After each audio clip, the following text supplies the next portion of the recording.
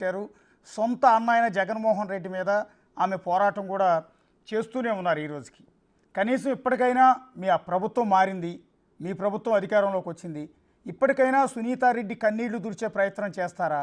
అట్లాగే ఇదే కేసులో ఆరోపణలు ఎదుర్కొని అరెస్ట్ చేయడానికి వచ్చిన సిబిఐని కూడా వెనక్కి పంపించిన అవినాష్ రెడ్డి, ప్రస్తుతం బెయిల్ మీద ఉన్న ఎంపీ అవినాష్ రెడ్డిని అరెస్ట్ చేయించే ప్రయత్నాలు ఏమన్నా చేస్తారా? డెఫినెట్గా జస్టిస్ డిలే అయ్యింది. అది డెఫినెట్గా ప్రతి ఒక్క మనిషి ఒప్పుకోవాల్సిన విషయమే. దీనికి కారణము అధికారంలో ఉన్న వ్యక్తుల వాళ్ళ అధికారాన్ని ఈ యొక్క జస్టిస్ డిలే అవ్వడానికి వాడుకున్నారు. డెఫినెట్గా ప్రభుత్వం మారింది. ఆ యొక్క కేసుని త్వరితగతిన పరిష్కరించి డెఫినెట్గా ఆ యొక్క కేసులో ముద్దాయిలను డెఫినెట్గా శిక్షించడం జరుగుతుంది, దగ్గరలోనే జరుగుతుంది. ఇంటర్వ్యూ క్లోజ్ చేసే ముందు ఫైనల్గా మళ్ళీ అదే ప్రశ్న అడుగుతూ ఉన్నాను. కడప రెడ్డమ్మ గారికి భవిష్యత్తులో అయినా క్యాబినెట్లో అవకాశం దొరుకుతుందన్న ఆ హోప్ ఉందా? ఎందుకంటే ఇప్పటికీ కూడా ఇంకొక మంత్రిని నియమించుకునే అవకాశం ఉంది క్యాబినెట్లో, ఇప్పటికీ ఛాన్స్ ఉంది. లేదా భవిష్యత్తులో ఒక 2 ఏళ్ళు గడిచిన తర్వాత కొంతమంది పనితీరు బాగోని మంత్రులను తప్పించి కూడా కొత్త వారికి, పర్టికులర్గా మీలాంటి వారికి అవకాశం ఇచ్చే ఆ ఛాన్సెస్ కూడా ఉన్నాయి. సో ఈ రెండిట్లో ఏదో ఒకటి వర్కౌట్ అయ్యి కడప రెడ్డమ్మ గారిని క్యాబినెట్లో మంత్రిగా చూడగలమంటారా? డెఫినెట్గా చంద్రబాబు నాయుడు గారు, లోకేష్ గారు, పార్టీలో ఉన్న పెద్దలు రెడ్డప్ప గారి మాధవి చేయగలుగుతుంది, ఆమెకు పొటెన్షియల్ ఉంది అనుకున్న రోజు డెఫినెట్గా నాకు ఇస్తారండి, ఇవ్వకుండా పోరు. ఆ రోజు వస్తుందని ఆశాభావంతో మనం ఉండాలా. దానికంటే ముఖ్యంగా నేను చెప్పాను కదా, నేను కడప నియోజకవర్గంలో ఎమ్మెల్యేగా గెలిచినాను, ఇక్కడ సమస్యల మీద పోరాడుతాను, ఈ సమస్యల కోసం కష్టపడి నన్ను నేను ప్రూవ్ చేసుకుంటాను.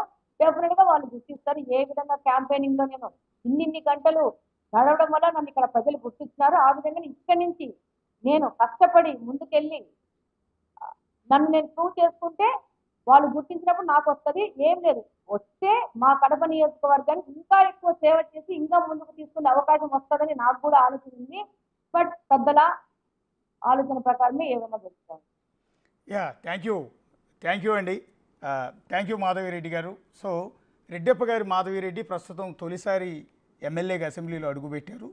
బేసిక్గా అందరిలోనూ డిస్కషన్ ఉంది, ఆవిడ మంత్రిగా ఖచ్చితంగా క్యాబినెట్లో ఉంటారు అని. బహుశా అక్కడున్న పరిస్థితులకు అనుగుణంగా తప్పనిసరి పరిస్థితిలో ఆవిడకైతే మంత్రి పదవి రాలేదన్న డిస్కషన్ అయితే పార్టీలో జరుగుతుంది. సో భవిష్యత్తులో అయినా సరే రెడ్డప్ప గారి మాధవిరెడ్డి మంత్రి మాధవిరెడ్డిగా మారతారని ఆశిద్దాం.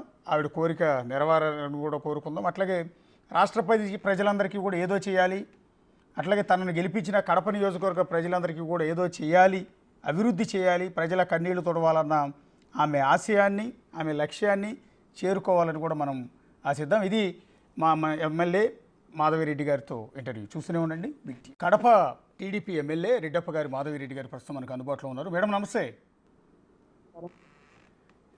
మీకు మేము ఒక టైటిల్ పెట్టాం, మీకు అక్కడ చూసే అవకాశం లేనట్టుంది. కడప రెడ్డమ్మ అని మీకు ఒక టైటిల్ పెట్టాం, యాక్సెప్ట్ చేస్తున్నారా? థ్యాంక్ యూ అండి.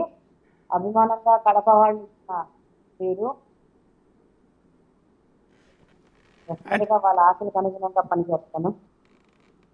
అంటే మిమ్మల్ని కడప జిల్లా ప్రజలు, పర్టికులర్గా మీ నియోజకవర్గ ప్రజలు, రాష్ట్రంలో ఉన్న తెలుగుదేశం పార్టీ